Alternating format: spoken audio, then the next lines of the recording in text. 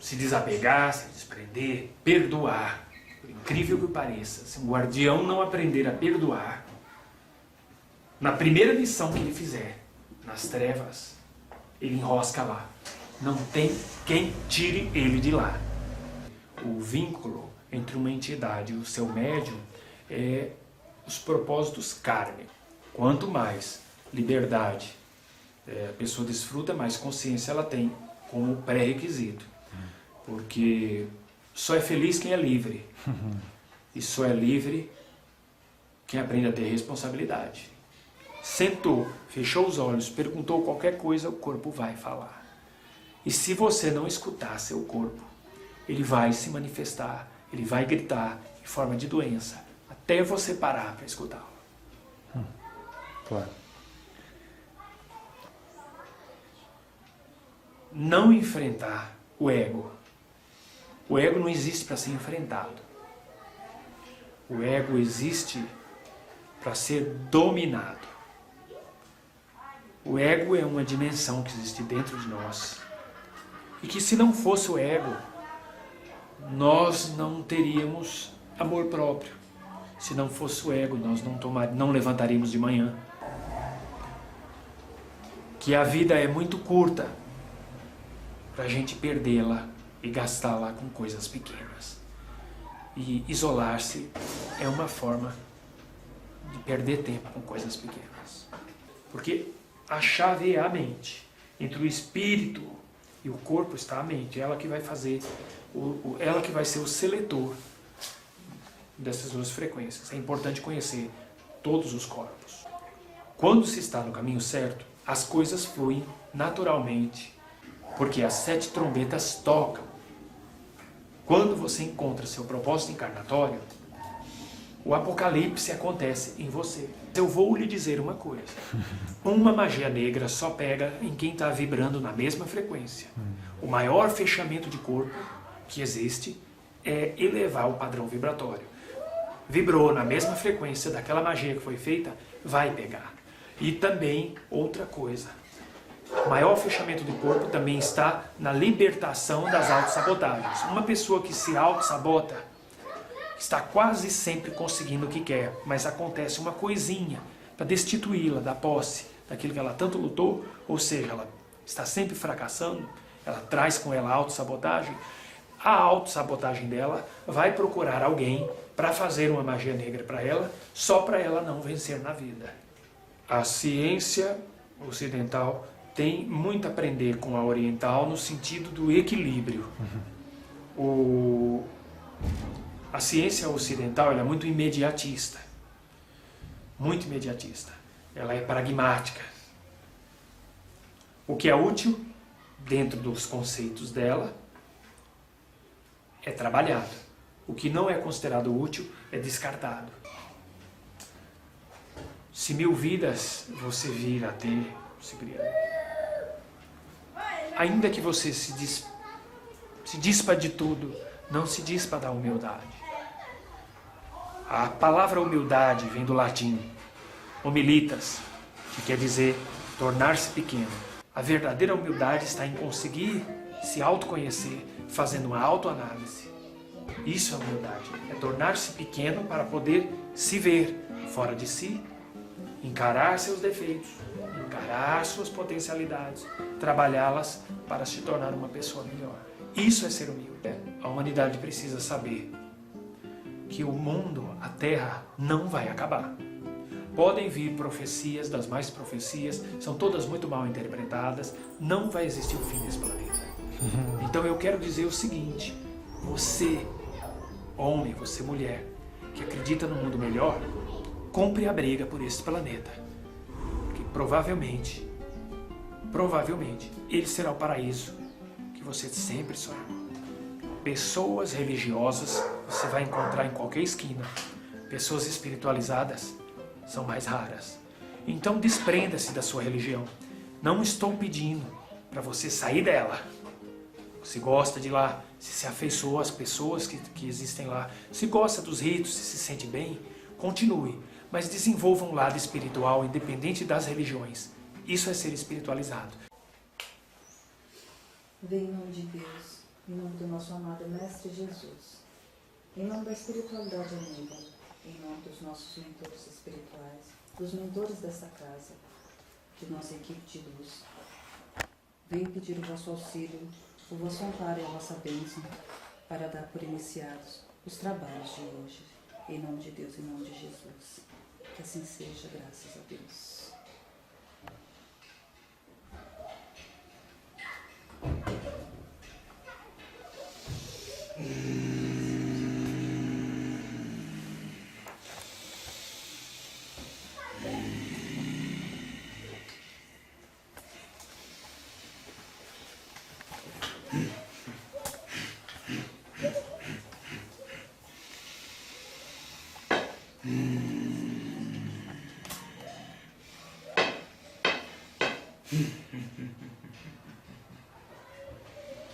Salve, salve.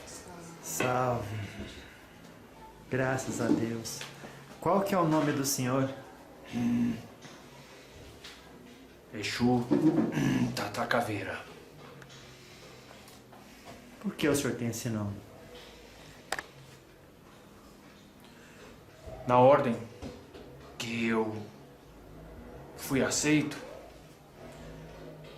é a Legião dos Tata Caveira.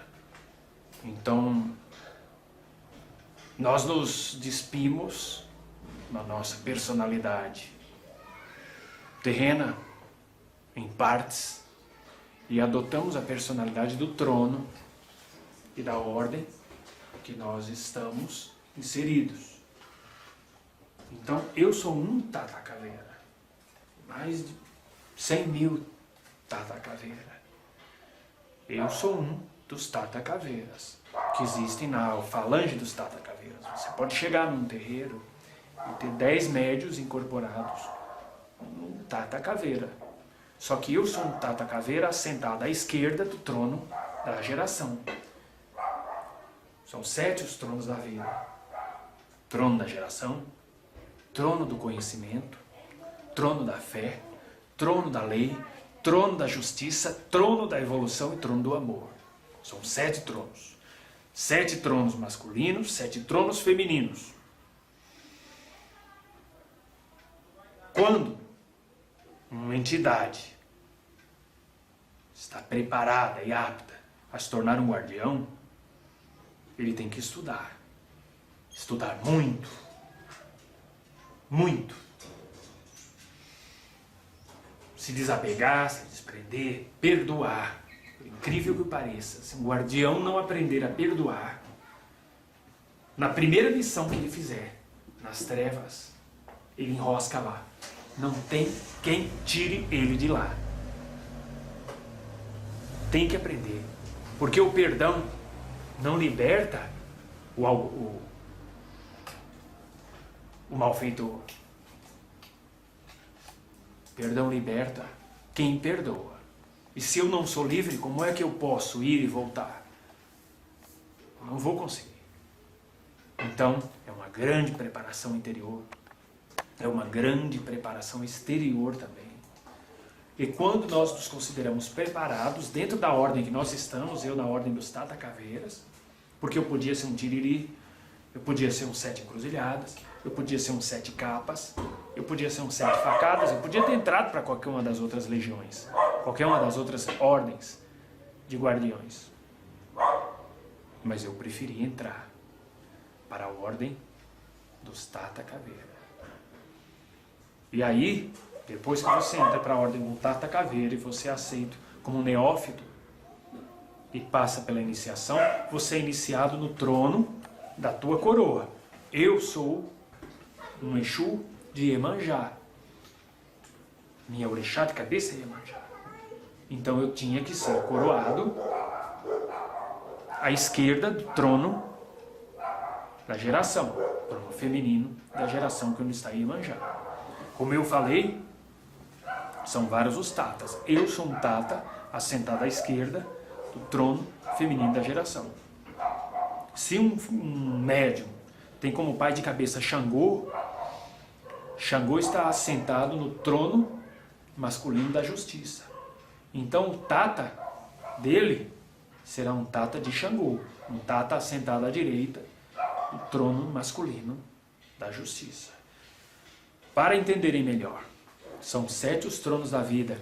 Esses 7 tronos ficam em uma colônia espiritual chamada Aruanda. Aruanda é uma colônia espiritual. Na Aruanda tem os 7 tronos, na verdade 14, porque são 7 masculinos, 7 femininos. O trono feminino da geração está Iemanjá. No trono feminino do conhecimento está Ossan. No trono feminino da fé está Oyalogunã. No trono feminino da lei está Oyá, também chamada de Ansan. No trono feminino da justiça está assentada Egunitá. No trono feminino do amor está assentada Oxum. No trono feminino da evolução está assentado Nanã. No trono masculino da geração está assentado Orugan. No trono masculino do conhecimento está assentado Oxóssi. No trono masculino da fé está sentado Oxalá. No trono masculino da lei está sentado Ogum. No trono masculino da justiça está sentado Xangô. No trono masculino do amor está sentado Legum Edé, ou Logun Edé. E no trono masculino da evolução está sentado Mulu. Então qualquer guardião de qualquer ordem tem que ser assentado à esquerda do trono do pai ou mãe de cabeça dele, que é o orixá de cabeça. O orixá associado é o Ajuntó. Eu sou Iemanjá com Ogum. Então, meu orixá de cabeça é Iemanjá, por isso eu sou um Exu assentado à esquerda do trono feminino da geração.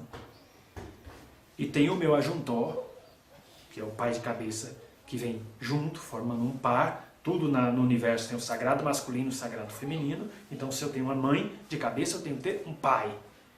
E esse pai é chamado Ajuntó, que no meu caso é Ogum. Eu também tenho livre acesso ao trono masculino da lei por trazer como Ajuntó Ogum. Mas o meu orixá principal é Iemanjá. Se eu fosse um Exu de Oxóssi, eu seria um Tata Caveira sentado à direita do trono do conhecimento, que é onde está o Senhor Oxóssi. Por isso eu me chamo seu Tata Caveira. Eu escolhi ser um Tata Caveira. Tata quer dizer feiticeiro. Na minha última encarnação eu era um feiticeiro. Então achei mais conveniente, ao invés de ser um caveira, ser um Tata Caveira. Sim, senhor. Seu Tata Caveira, é obrigatório que o espírito do Exu que incorpora no médium tenha os mesmos orixás que o médium ou não? Não, não há esta obrigação, porque o vínculo entre uma entidade e o seu médium é os propósitos kármicos. O propósito kármico deste médium conjumina com o meu propósito kármico. Bate com o mesmo propósito kármico dele. Então, como... Aí é onde entra também a questão de uma coincidência quântica. Esse médium é de Oxóssi com Iemanjá. O orixá Ajuntó dele é Iemanjá. O orixá de cabeça dele é Oxóssi. Calhou da afinidade dele com a minha, e nós já tínhamos nos cruzado em outras encarnações passadas, onde fomos parceiros. Coincidiu tudo isso, amizade de vidas passadas, com as nossas necessidades evolutivas, e o orixá, meu orixá de cabeça, dele é o Ajuntó, é o orixá que faz par com o orixá de cabeça dele, possibilitou esse encontro. Do contrário, não precisava. Eu incorporo em médiums que são de Omulu, com Nanã. Não tem vínculo com a minha formação de cabeça. E eu estou lá pelo propósito encarnatório que ele tem e pelo propósito evolutivo que eu tenho. Ambos pretendemos evoluir no mesmo segmento. Se o senhor incorporasse num médium que é filho de Oxaguian, o senhor continuaria sendo do trono da geração? Sim. Entendi. Sim, porque eu nasci e renasci várias vezes, sempre sob a égide do trono da geração. Se um dia reencarnar, reencarnarei como filho de Iemanjá. Entendi. A liberdade no mundo espiritual é contingente ao estado de espírito daquela consciência? Quanto mais liberdade a pessoa desfruta, mais consciência ela tem como pré-requisito. Porque só é feliz quem é livre. E só é livre quem aprende a ter responsabilidade. Então, se eu tenho responsabilidade, eu serei livre. Terei liberdade. E se eu tenho bastante liberdade, eu atinjo um padrão de felicidade que me coloca num patamar de um espírito de luz. Mesmo trabalhando nas trevas. Eu, como Exu, vivendo nas trevas, a serviço da luz, nada me impede de ser feliz. Claro. O senhor foi feiticeiro. Fui. Qual é a diferença entre feiticeiro e mago negro? Bom, nem todo mundo é de todo bom, nem todo mundo é de todo ruim. O mago negro é uma pessoa que utiliza as forças da magia para conspirar contra o livre-arbítrio das pessoas. Então é aquela pessoa que, às vezes, até com intenção de ajudar, aceita um trabalho de amarração e separa um marido, que era um homem muito bom, um ótimo pai de família, separa este homem e coloca numa outra família, ou com uma outra mulher. Ela vai ser muito feliz por uns tempos, em cima da infelicidade de uma família. Isso é um mago negro. Ele interferiu no livre-arbítrio de 3 pessoas. Dele, da mulher dele e da amante. Então, isso é magia negra. O feiticeiro é uma pessoa que reúne os elementos necessários para montar um campo de força para as entidades trabalharem. Os espíritos não têm total poder para atuar nesse plano se não tiver uma carta branca de quem já está aqui. É como um tabelião. Você autentica um documento, ele passa a ter o valor de algo original. O feiticeiro faz isso, ele é um tabelião que autentica determinadas entidades para atuarem neste plano com a mesma originalidade de um encarnado. Esse feitiço pode ser branco ou negro. Quem dá a cor da magia é a intenção de quem pede e de quem faz. A minha história é uma história de mago. Eu estudei muito entre os caldeus, entre os persas. Eu era conhecido no século IV depois de Cristo, quando vivi, como Cipriano de Antioquia. E alguns até me chamam de São Cipriano. Mas eu preferi trabalhar como Exu e entrar para a Ordem do Estado da Caveiras. Mas se me chamarem, acenderem uma vela, me chamarem de São Cipriano, eu também atendo. Claro que sim. Tem um livro do São Cipriano da capa preta. Esse seria o senhor? Eu sou aquele São Cipriano, mas o livro foi todo inventado. Esse livro foi construído, foi feito no final do século XIX. Alguns esconjuros que estão lá realmente foram meus. Os feitiços que estão lá naquele livro, tanto no capa preta quanto no capa de aço, nenhum são de minha autoria. Claro. E qual livro foi da sua autoria? Eu tinha os grimórios de Évora, foi minha professora. Esses grimórios estão em posse do Vaticano, onde alguns sacerdotes estudam e se fazem alguma coisa com aquilo, não tenho autorização para dizer. Mas posso lhes garantir que já ouvi muitas reclamações no plano espiritual de pessoas que afirmam que sofreram ataques espirituais partidos de alguns pontos do planeta em que, talvez por coincidência, tivesse um grupo de religiosos que tinham conhecimento do que eu deixei escrito. Mas não posso afirmar aqui, para não prejudicar esta religião de grande prestígio que tem no planeta. Prefiro não entrar neste assunto. Claro. Mas que eles estão em posse do Vaticano, estão. Claro. Qual que é a linha geral de ensinamento daqueles grimórios? Autoconhecimento, alquimia, manipulação de energias, autodomínio, autodefesa, abertura de portais, exorcismos, invocação de mortos, encaminhamento de espíritos para o plano espiritual, vagantes, e manipulação de pontos de forças, que é a magia em si. Como o senhor incorpora hoje? Se o senhor quiser, o senhor pode reescrevê-los todos. Posso, se eu quiser. Claro. Hoje isso não teria utilidade? Ou teria? Parcialmente, se fosse levado do ponto de vista da historiografia da magia, sim. Mas para efeitos de prática, muita coisa de lá para cá evoluiu. Hoje já existe uma magia muito mais sofisticada da magia que eu fazia antes, que é a física quântica. Quem entendeu o mínimo de física quântica sabe igual ou mais que eu quando vivi. Certo. Os seus grimórios, eles, pelo que eu entendi, não tinham o objetivo de destruir os outros. Não.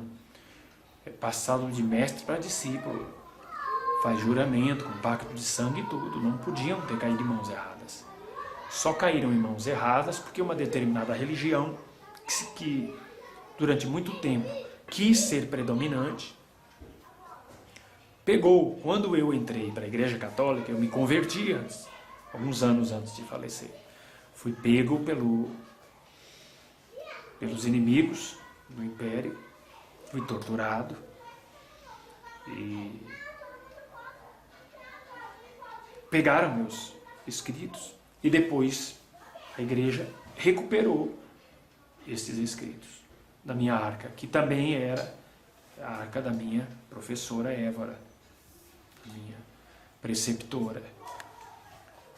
Não podiam ter sido usados a esmo, e foram. Então, o São Cipriano não foi necessariamente um mago negro.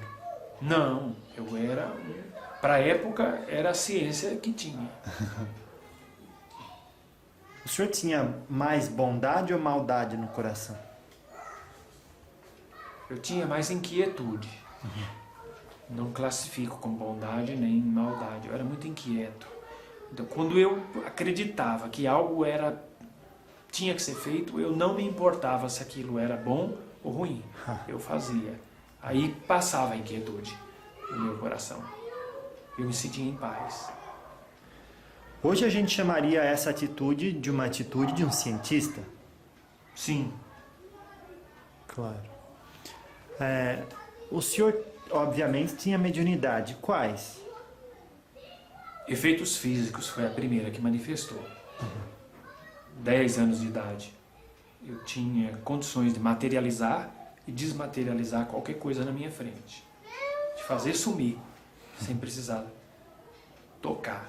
De dar as mãos, entrar em concentração profunda e começar a cair do teto, que estava intacto, objetos dos mais diversos no meio da roda e muitas vezes achar objetos perdidos, fazendo um círculo e mentalizando o aparecimento daquele objeto, e ele caía no chão ou na mesa diante de todo mundo, do nada.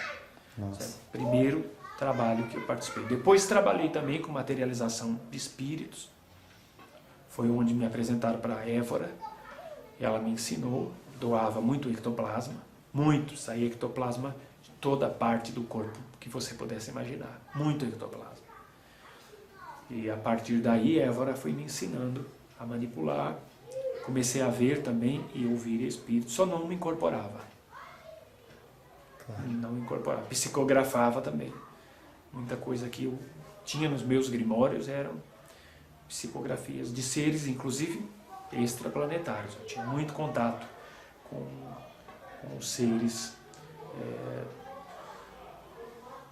do planeta Alcione, das Pleiades. O senhor acredita que a sua busca e as suas inquietações o levaram aonde o senhor queria chegar?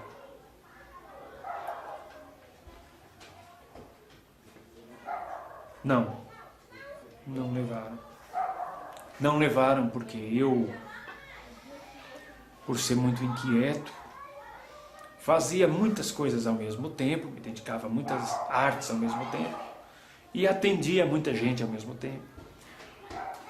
Eu era um professor de magia também.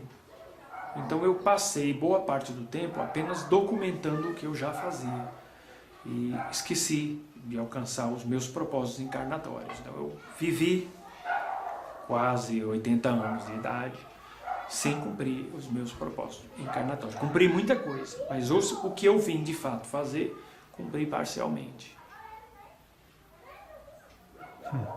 Baseado nisso, que conselho o senhor dá para as pessoas que estão nos ouvindo nesse momento?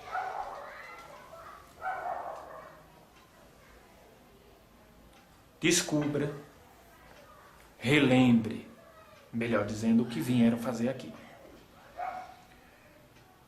Ah, é fácil, guardião, fazer isso? Não é fácil. Se fosse fácil, qualquer imbecil estaria fazendo. Requer disciplina. Primeira coisa, disciplina. É ter um horário certo para se recolher. Se não tem, vai ter que dar um jeito. E neste recolhimento, chame aquilo que você considerar sagrado, seja Deus, seja o que for, chame, porque certamente isso que você considerar sagrado já vem conversando com você faz um tempo, e todos os dias no mesmo horário. Se tranque, sente-se com os olhos fechados, seja você ateu ou o que quer que você seja, porque esta força que é imaterial existe. E não importa se você dá o nome de Deus ou do que quer que seja, ela conspira em seu favor. Chame de universo, chame do que quer que seja, minhas forças interiores, mas sente-se. Feche tudo, esteja na penumbra de preferência e comece a perguntar o que eu vim fazer aqui. O corpo vai falar, através de sensações, de dores, desconfortos, euforia, alguma coisa seu corpo vai manifestar. Porque o universo conversa com a gente o tempo inteiro. E 90% do que o universo conversa com a gente fica gravado no perispírito. E, consequentemente, o corpo acessa. Outros 10% fica na mente. Desses 10%, 95% vão para o inconsciente. Só 5% fica no consciente. Então, se você quiser ter acesso ao que realmente você precisa saber sobre você, escute esse bicho chamado corpo. Ele sabe muito sobre você. Esteja ele inteiro ou não, ele é de uma sabedoria muito grande. Vocês chamam aqui, tem uma coisa que vocês chamam, HD, esses equipamentos. O corpo é esse HD, tá tudo lá. Nele e no perispírito. O diálogo entre os dois é muito grande. Sentou, fechou os olhos, perguntou qualquer coisa, o corpo vai falar. E se você não escutar seu corpo, ele vai se manifestar, ele vai gritar em forma de doença, até você parar para escutá-lo. Claro. Qual que foi o maior desafio que o senhor quebrou a cabeça para tentar conquistar? Uma vez, um rapaz muito rico me contratou. O dinheiro que ele deu em forma de ouro daria para comprar talvez um pequeno castelo na época. O que ele queria em troca? Ele queria em troca o amor de uma jovem chamada Justina. E eu lancei mão de todas as magias que eu sabia. Nenhuma funcionava. Porque ela era de uma oração, de uma fé tão grande, que nas orações dela ela conseguia cortar a minha magia. Então um dia, eu saí do meu corpo. Me juntei com 4 espíritos muito fortes, porque eu comecei a ficar com medo. Eu até achei que ela fosse uma bruxa mais forte que eu. E conseguimos entrar na casa dela. Ela estava em oração. Era aproximadamente 11 horas da noite. Uma vela de sebo já acabando. Ela trazia nas mãos um rosário. Estava de joelhos. Estava em oração. Os 4 espíritos pararam na porta do quarto dela, não quiseram entrar. Eu entrei. Fiquei perto dela. Não conseguia entender o que ela estava dizendo. Ela rezava muito baixo. Tentei entrar na mente dela, não consegui. Mas eu vi que em torno dela tinha uma energia muito forte. E uns fios invisíveis que eu conseguia ver, mas os meus protetores não conseguiam. Entravam dentro da cabeça dela, eram milhões, e saíam outros fios de círculos que tinham pelo corpo dela, alinhados. E desses fios entravam fios e saíam fios e tinham cores diversas. Aquilo foi me incomodando, eu fui me afastando e ela cada vez mais iluminada. Então eu abri um portal e tentei fazer com que ela sumisse naquele portal. Uma vez que eu era médium de efeitos físicos, mesmo fora do corpo, eu consegui esses efeitos. Tentei pegar o ectoplasma dela para usar contra ela mesma. Não consegui. Tentei usar o meu, queimou. Abri um portal, fui embora, chamei os 4, entraram comigo, voltei para o corpo. Não consegui mais dormir. Tentei mais um tempo. Um dia eu reuni esses espíritos e alguns dos meus discípulos e pedi que eles entrassem na vida daquela moça e tentassem descobrir o que ela fazia. E um deles conseguiu colocar a filha para ser empregada na casa dela. E descobriram que ela era muito devota de Maria Santíssima. Tinha uma devoção por Cristo muito grande. E eu comecei a ficar muito incomodado com aquilo. E certo dia eu decidi procurá-la. Ela me recebeu com desconfiança, mas me recebeu. E falou da fé dela em Cristo. Eu senti de tudo enquanto ela falava comigo. Desprezo, raiva, inveja, vontade de ser cristão também. E fui embora, muito indignado, mas me despedi dela com muita educação. Ainda tentei enfeitiçá-la por mais um tempo, foi em vão. Foi onde eu decidi procurá-la e me converter ao cristianismo. Ela praticava um cristianismo muito mais gnóstico do que católico, mas para ser aceita, ela precisava estar dentro do catolicismo. Mas o que ela praticava mesmo em casa era gnose cristã. Da porta de casa para fora, ela era católica. Mas o coração dela era cristão. E eu quis aprender o cristianismo dela, o cristianismo gnóstico. Entrei para a igreja católica também, porque era o caminho para evitar perseguições. Abandonei as práticas magísticas que não me interessavam e fiquei apenas com aquelas que eu considerava mais alquímicas do que magísticas. Meus últimos 6, 7 anos foram assim. Foi isso que eu tentei. Uma inquietação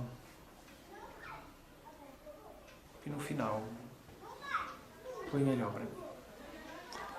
Claro que sim. Qual que foi, portanto, a maior lição da sua última encarnação?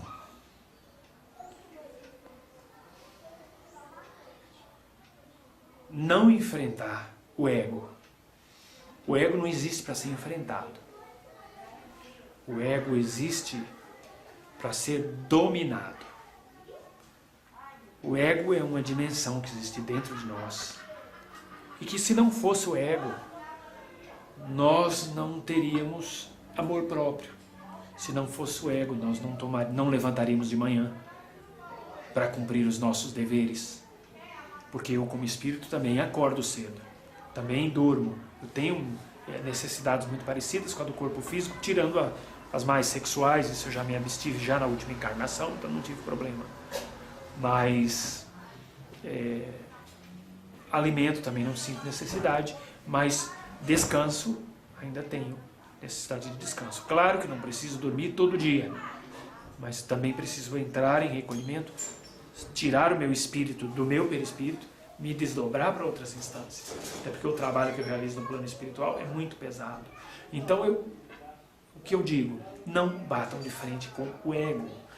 Não anulem os egos. Se vocês entrarem para algum segmento filosófico que diga, tem que anular o ego, saia daí. Não sabem o que estão falando. Não se anula o ego. O ego está aí para a sua autodefesa. É o ego que vai impedir que o que não precisa vir à tona não venha e o que precisa ser guardado, seja guardado. O ego está no meio entre o subconsciente e o inconsciente. É ele que vai filtrar o que pode vir do subconsciente à tona e o que deve ser mandado para o subconsciente e guardado. Sem o ego, a pessoa perde este controle e pode se tornar um psicótico, pode se tornar um neurótico, pode se tornar um normótico, pode se tornar uma pessoa desequilibrada. As pessoas que estão hoje em desequilíbrio psiquiátrico grave são todas pessoas que já perderam o controle do próprio ego. Ou o ego está dominando elas, ou tentaram dominar o ego completamente no sentido de anulá-lo. Não brigue com seu ego. Assim como não brigue também com seus medos. Os medos estão aí para lhe ensinar muita coisa. Eles são parte de ti. Claro que sim. O que o senhor não faria da mesma forma se tivesse outra oportunidade de voltar no tempo e corrigir alguma coisa que fez durante aquela vida? O que o senhor mudaria? Eu mudaria o isolamento. Uma vida de isolamento é uma vida difícil. Eu tive que me isolar muito para alcançar propósitos que eu achava que só o isolamento iriam me proporcionar. E eu descobri, quando já não tinha mais meus familiares, que a vida é muito curta para a gente perdê-la e gastá-la com coisas pequenas. E isolar-se é uma forma de perder tempo com coisas pequenas. O senhor acha que o conhecimento do fluxo energético no corpo humano é mais importante do que o conhecimento do corpo humano, lado físico? Tem que alinhar tudo. O conhecimento, o fluxo, seja energético, como os cuidados com o veículo material aqui, são ambos importantes, porque o corpo físico não se alimenta só do que é físico. Ele precisa de prana, ele precisa de muitos recursos espirituais. Deve-se ter conhecimento de tudo, de tudo. Existem pontos do corpo físico que fazem conexão direta com o corpo espiritual. Pontos de força que, se você souber atingi-los, seja até apertando com a ponta do dedo, por tempo hábil, vai proporcionar certa condição vibracional que tanto atua no físico quanto no espiritual. Então é importante estar em equilíbrio ambos os fatores, porque a chave é a mente. Entre o espírito e o corpo está a mente, ela que vai fazer, ela que vai ser o seletor dessas duas frequências. É importante conhecer todos os corpos. Claro que sim. Qual que é o propósito da encarnação? O propósito da encarnação é progredir, crescer e ser feliz. Todo mundo foi colocado aqui nesta terra para crescer, progredir e ser feliz. Ninguém deveria voltar sem cumprir este propósito. Sim. Como saber se estamos no caminho certo? Quando se está no caminho certo, as coisas fluem naturalmente. E por mais que venham os desafios, que não são problemas, problemas não existem. Problemas não existem. O que existem são desafios que estão aí para nos tornarmos mais fortes, sejamos espíritos ou encarnados. E o propósito, o modo de saber se estamos no caminho certo, é exatamente escutar o coração. Quando você está no seu propósito encarnatório, está dentro de uma ordenação divina, o coração fala mais alto e toda e qualquer crítica ou coisas que apareçam para desestimular se tornam pequenas diante do gigante da voz do propósito maior. Porque as 7 trombetas tocam. Quando você encontra seu propósito encarnatório, o apocalipse acontece em você. Você se conecta tão fortemente às forças espirituais que você passa a ter revelações o tempo inteiro. Isso é apocalíptico. O livro do Apocalipse está ensinando o tempo inteiro a pessoa encontrar seus propósitos encarnatórios. Não é profecia. O livro do Apocalipse é um manual para quem quer encontrar seu propósito encarnatório. Está tudo lá em forma de código. As 7 trombetas são a abertura dos 7 chakras. As 7 igrejas, a abertura dos 7 chakras. Tudo lá é simbólico. O livro do Apocalipse ensina a pessoa a encontrar o seu propósito encarnatório. Só que está em código. Tem que pedir sabedoria. Para Deus, ou está acomainado a algum ser espiritual evoluído. Os anjos guardiães da pessoa são os mais indicados.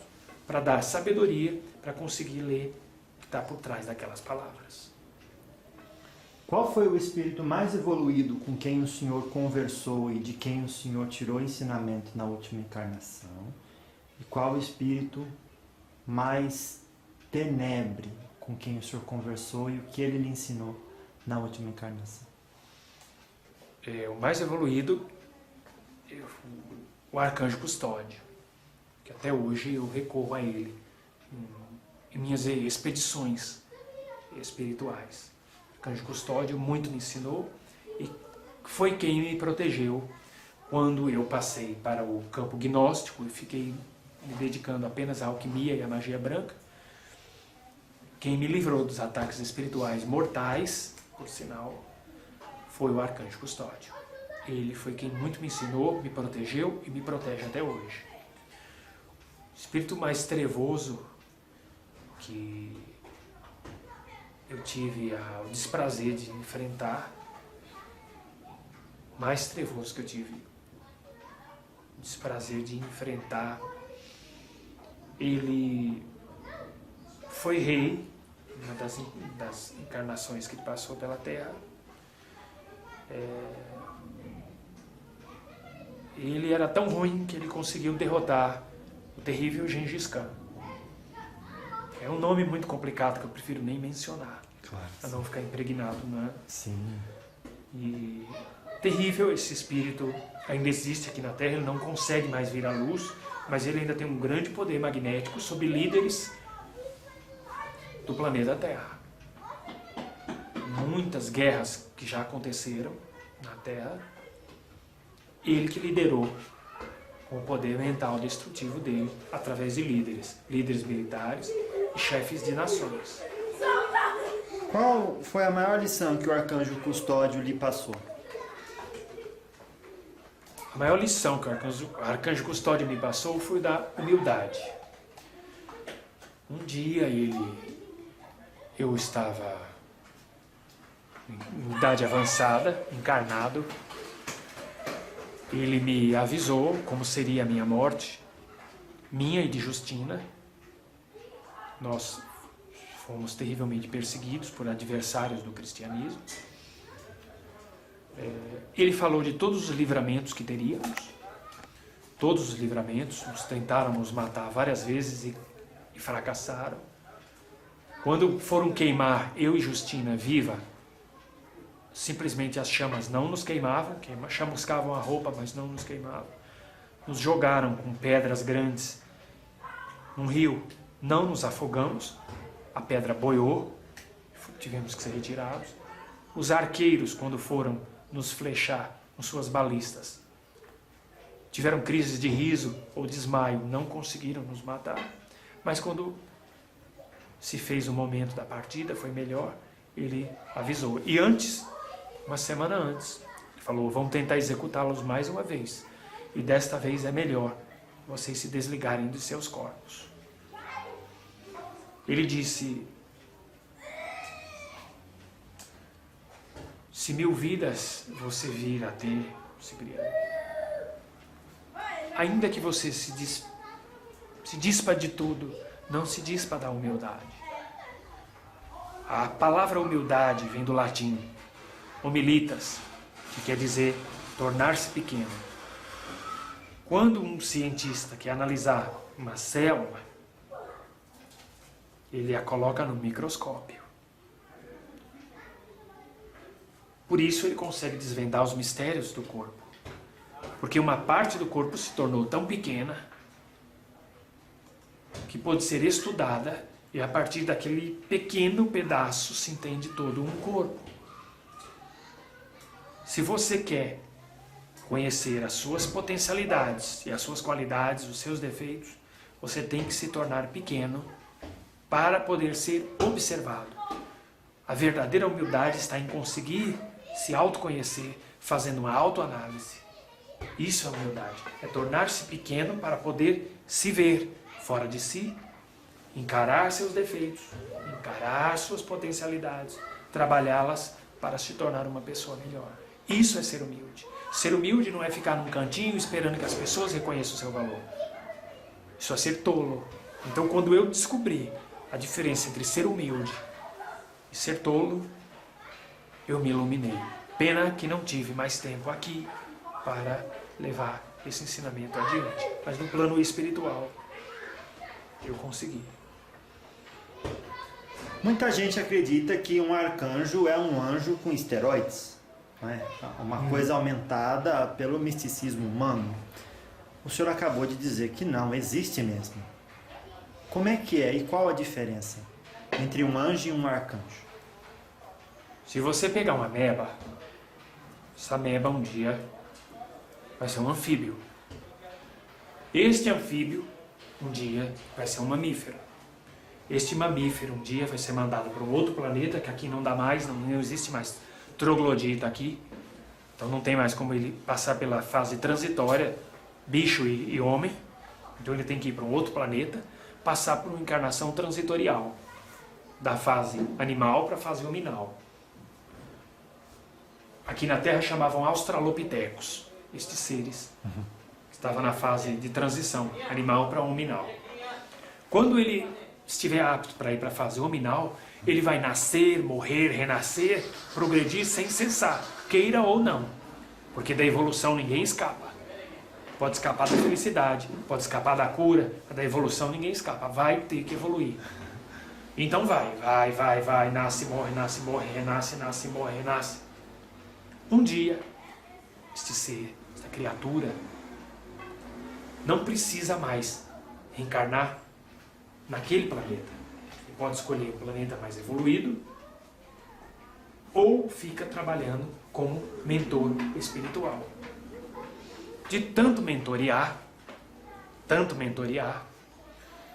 ele sobe para uma evolução e deixa de ser hominal para ser angelical. Que é o caso do Dr. Bezerra de Menezes. Não é mais apenas um iluminado. Já chegou num grau angelical. Mas ele ainda volta na figura humana por amor à humanidade. Não incorpora mais, mas volta. E então, quando esse anjo, esse ser angelical, ganha uma graduação, ele se torna um arcanjo. Quando ele já se tornar um arcanjo planetário, ele já se torna um Ofanim, que é um tipo de arcanjo maior. E aí ele vai se tornando ainda mais forte quando ele se torna já galáctico. Ele já é um Seconafim. Depois ele sobe, ele se torna um querubim, depois um serafim, até se tornar um Elohim, que já é um anjo de escala cósmica completa. E já não tem mais nem aparência física, é só luz. Qual que é a maior mensagem que o senhor vê que os extraterrestres querem passar para a gente? Que somos todos um só. E que ciência e espiritualidade são os dois lados de uma mesma moeda. Enquanto continuar essa tolice, essa separação entre espiritualidade e ciência, a humanidade vai continuar dando dois passos para frente e um para trás. Dois para frente, um para trás.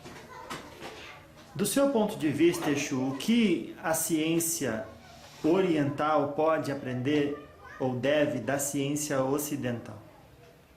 O pragmatismo. Não, peraí, da ocidental para oriental. Ocidente. Perdão, vou perguntar de novo.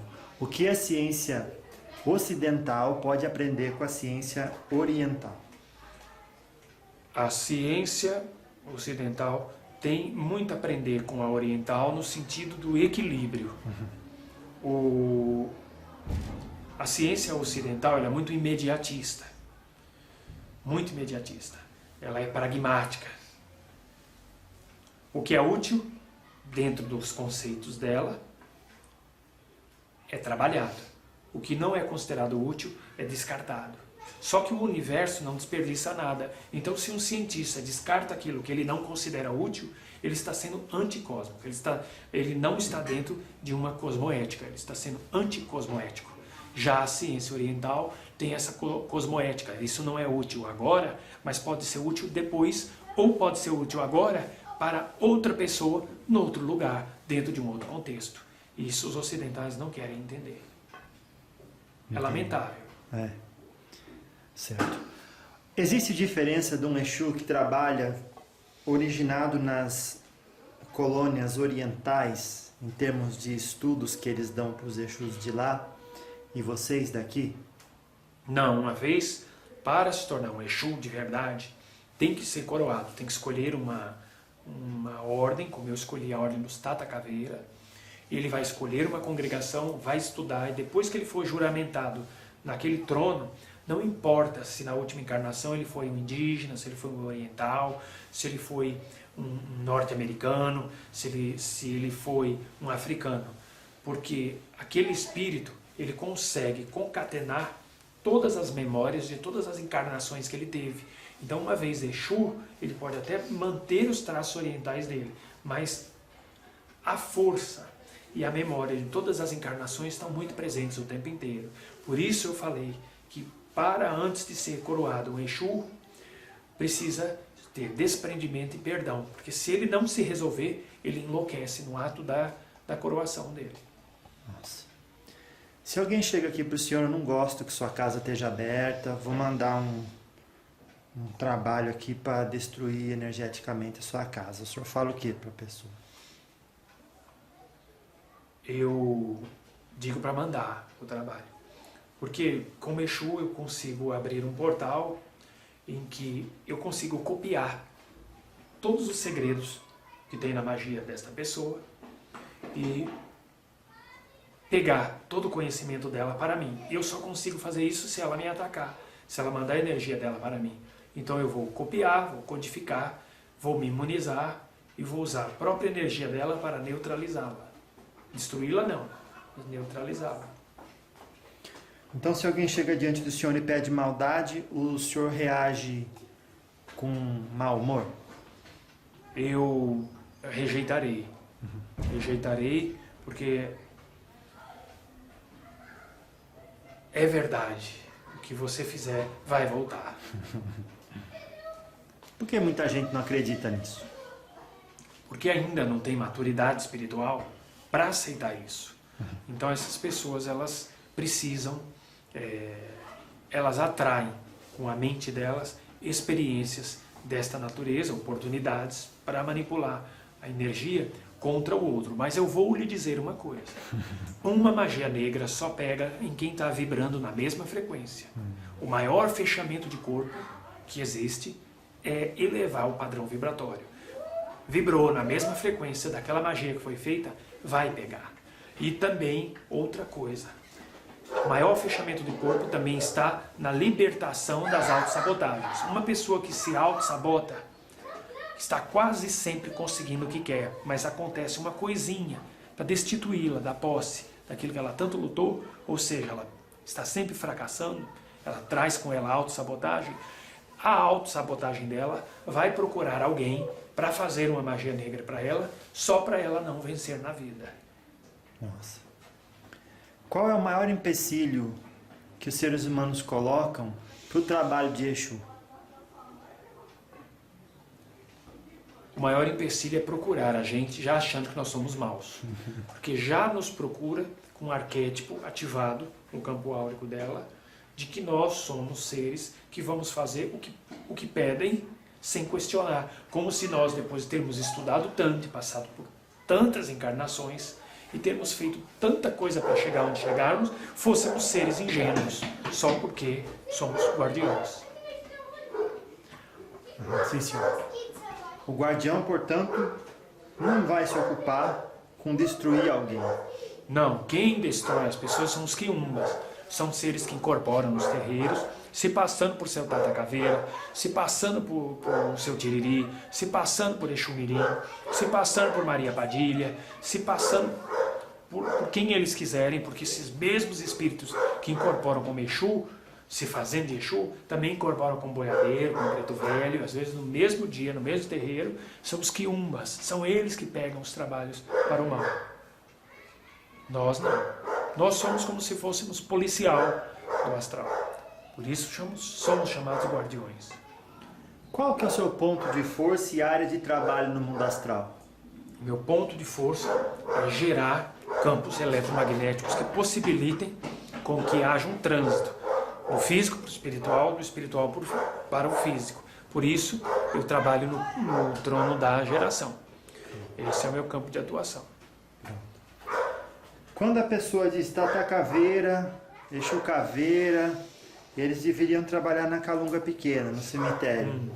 E obrigatoriamente trabalham lá. Quem falar que não trabalha lá não é Exu de cemitério.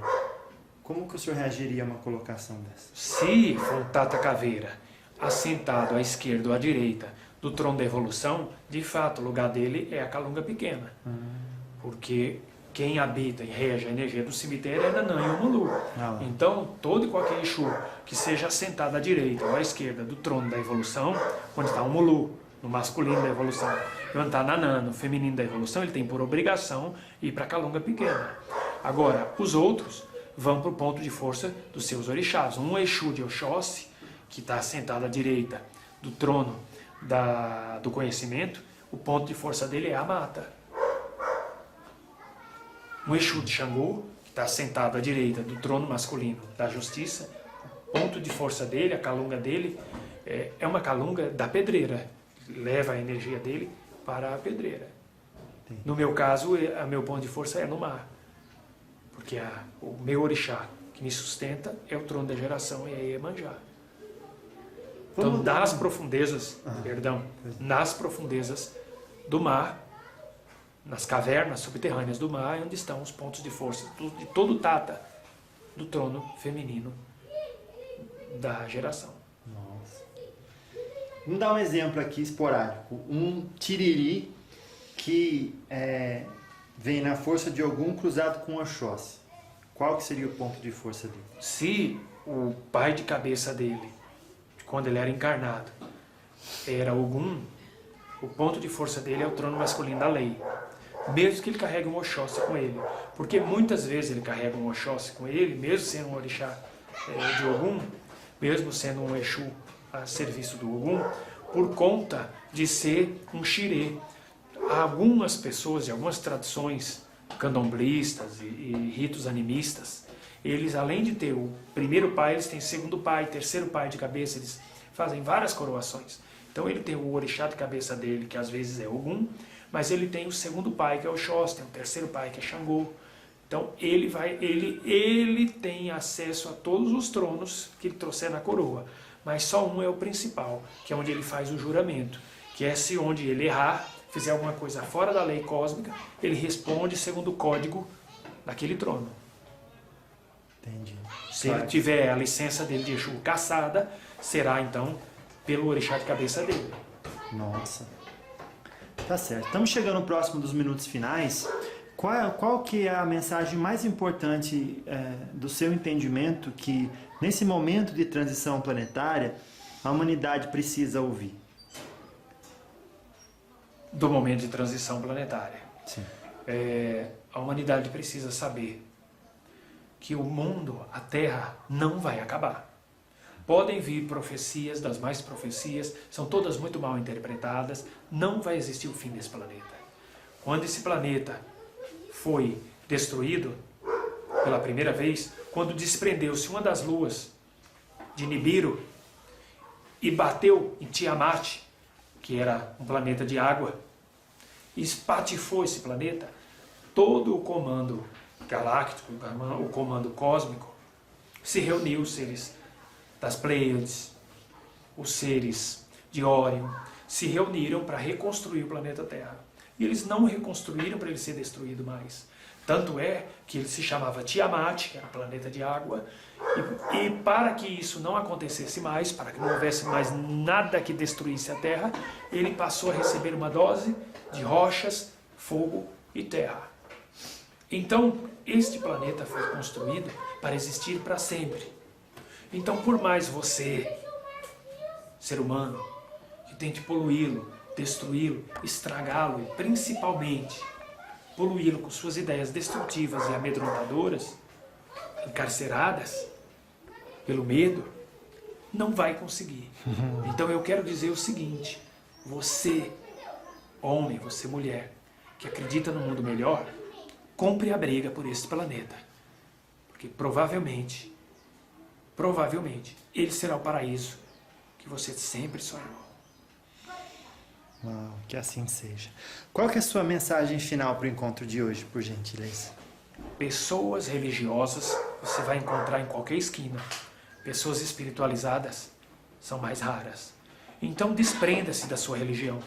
Não estou pedindo para você sair dela. Se gosta de lá, se afeiçoa às pessoas que existem lá, se gosta dos ritos, se sente bem, continue. Mas desenvolva um lado espiritual independente das religiões. Isso é ser espiritualizado, porque você estará a um passo da consciência. E depois que você despertar a sua consciência de verdade, ninguém, nem jamais, nada vai lhe escravizar. Que assim seja. Muito obrigado pela oportunidade de estudo. Graças a Deus.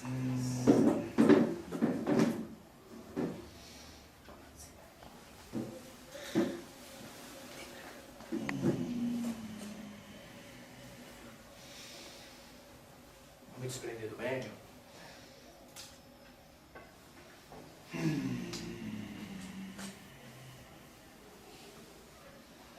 Siga na paz. Que assim seja.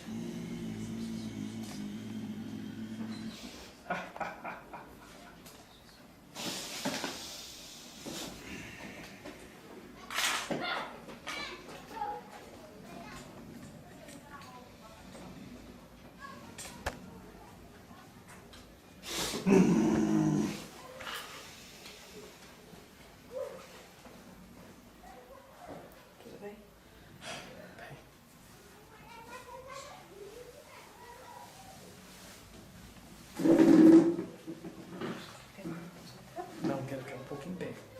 Graças a Deus.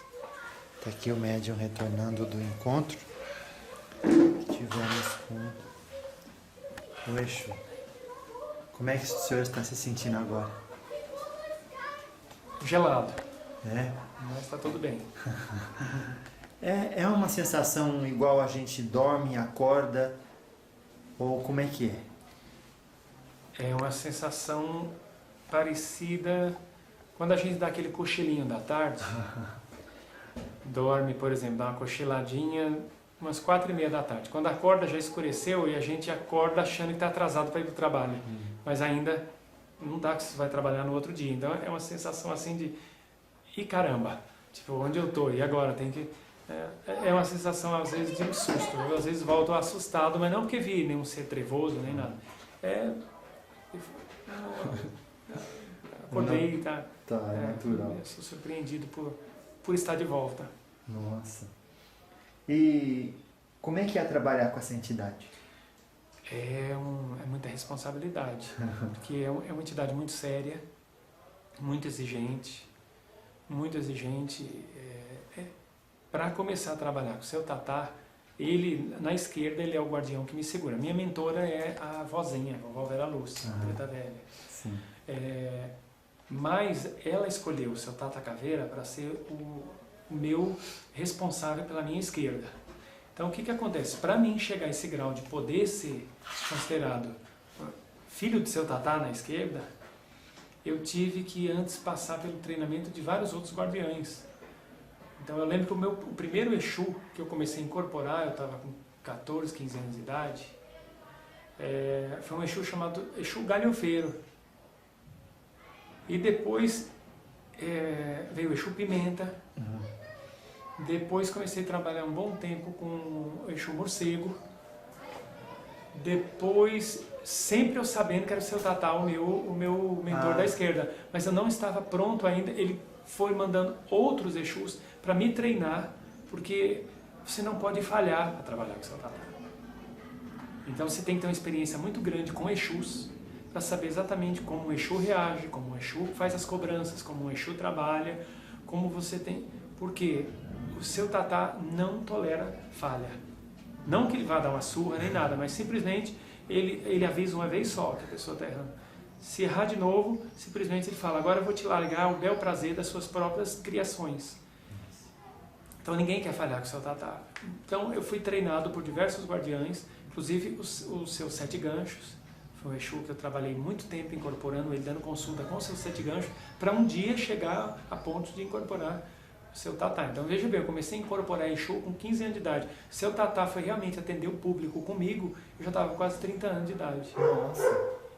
Ele incorporava, mas não atendia as pessoas, enquanto eu não estivesse dentro do padrão de exigência dele para incorporá-lo para atender o público. Ele falou, você só vai trabalhar, eu só vou trabalhar na sua matéria quando você estiver exatamente no nível que eu preciso para atender as pessoas. Eu não quero um médium que daqui a pouco vai fazer feio no ato da incorporação, que não aguente a energia que eu trago e desmaie no meio de uma incorporação, porque ele, nos dias de trabalho com ele orienta-me dias antes para falar. A publicação que eu faço é a seguinte: você que está com magias negras fortes, sua vida está totalmente travada, você já não sabe mais o que fazer da sua vida, venha que nesse dia estaremos aqui com o seu Tatá Caveira. Ele vai tirar tudo que for ruim de você. Então ele só abre trabalhos para pegar os trabalhos mais pesados. E se o médium não tiver altura desse contraste, ele falou que já viu casos de médios o Exu ser expulso do corpo da pessoa, tamanha a carga que vinha para cima. Então ele falou, se for para ser um médium que está despreparado para essas oscilações, eu nem vou incorporar. Para depois eu ver que o médium vai querer desmaiar e eu tenho que desincorporar no meio de um trabalho, eu não vou. Então ele me preparou durante muitos anos. Quando eu já estava pronto para incorporá-lo, para atender o público, ele falou, agora eu vou avisar os outros Exus que só eu incorporo em você agora. Claro. Aí daí em diante, já faz aí 12 anos que o Exu que tem na minha matéria é só o seu Tatá. Nossa. Trabalho com vários. Todos esses que eu falei, eu ainda trabalho com eles. Mas de incorporar e atender o público, só o seu Tatá.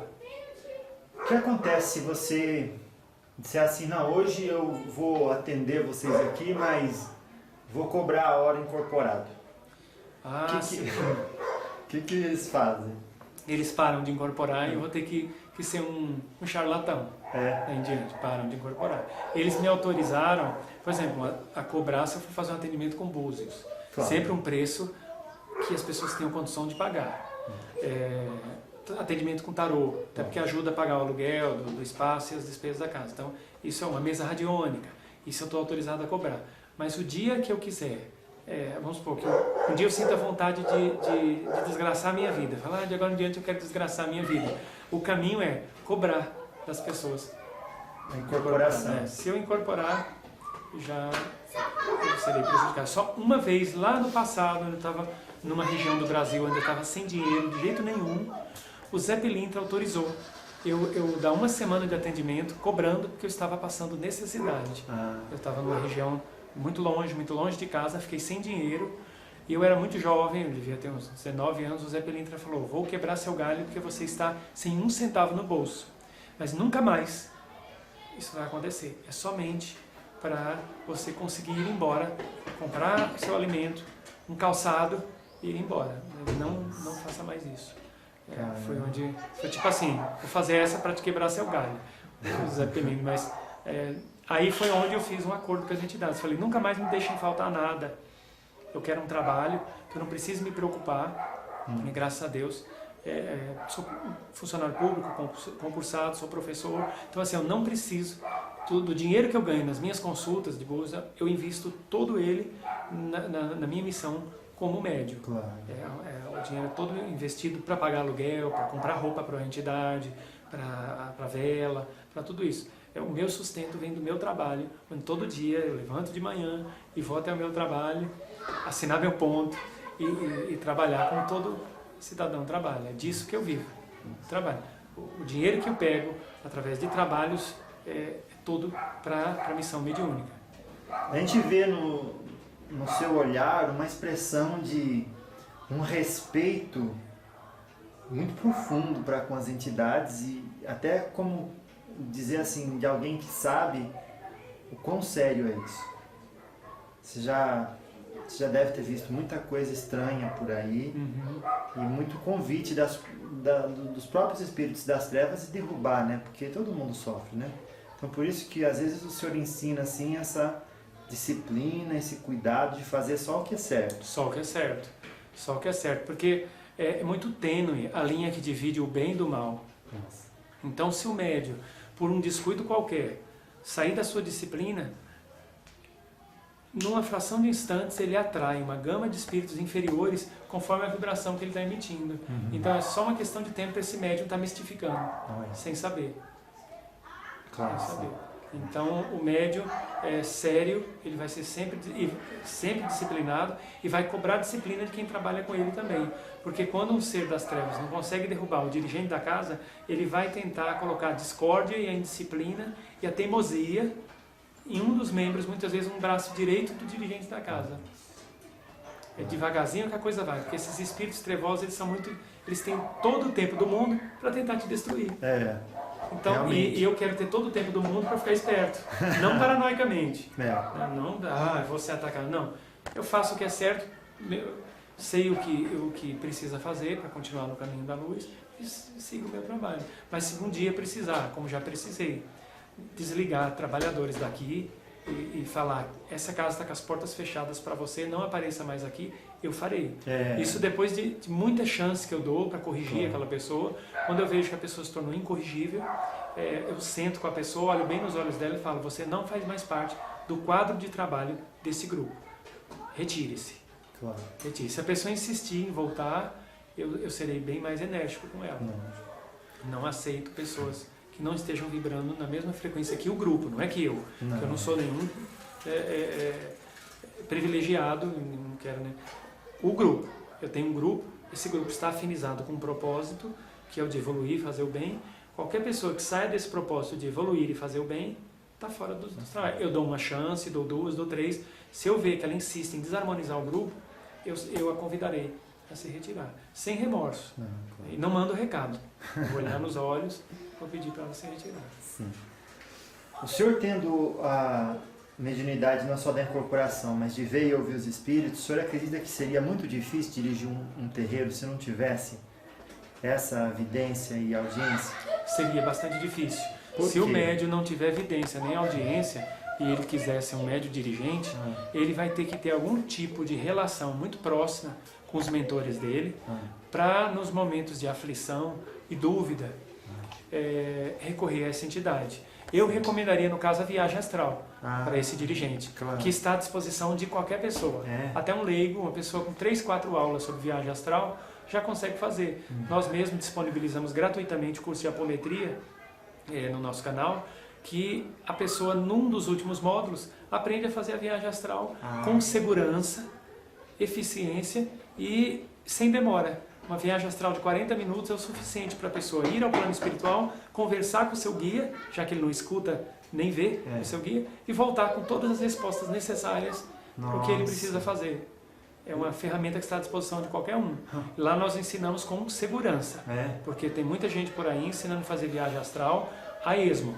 E eu tenho muita preocupação com a segurança mediúnica das pessoas. Então lá o curso deve ter, acho que, se eu não me engano, 22 módulos. Tem uma quantidade de módulos grande. Por quê? Porque a minha maior preocupação é a qualidade vibracional da pessoa e sua segurança mediúnica.